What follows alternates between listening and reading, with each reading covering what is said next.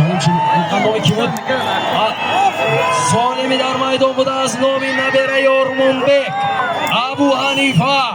یک سر هشتور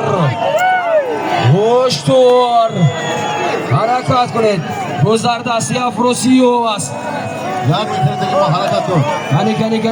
گنی ها از باید با نام افسانه باشد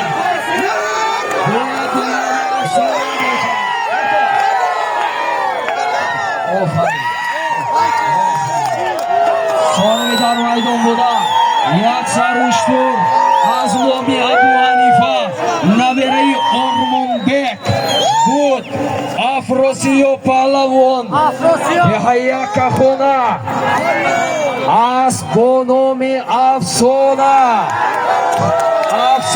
خالدی مجید یک سر هشتور دهه فانی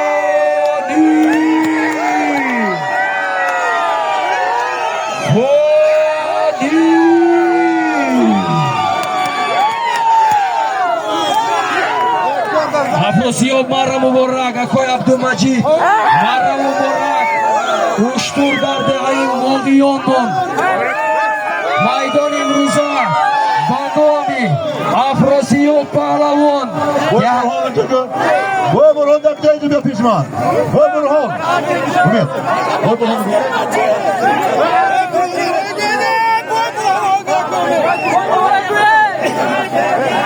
برهان تک یک کدام بدید بره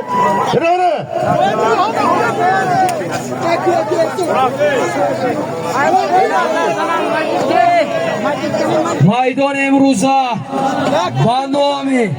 افروسیو پهلوان دهه یک خانه از با نام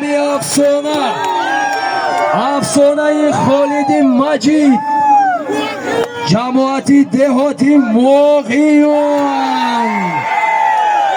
دهه فانی مرا مبارک آفرین چی بگید اکا شما؟ پاشناقی من نباشد من حیران شما بشم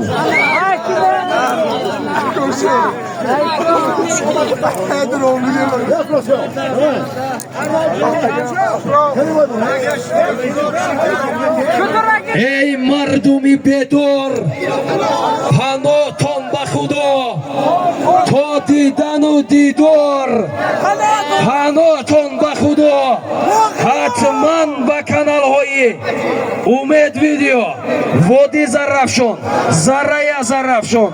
نبایوس تیوی سوجینا تیوی بهروزی قصاب زرافشان اجدی آبونه شوید از یک دیوار هستیم رحمت‌های کلان با همه شما کی با ما هستید تا ویدیوهای آینده خیر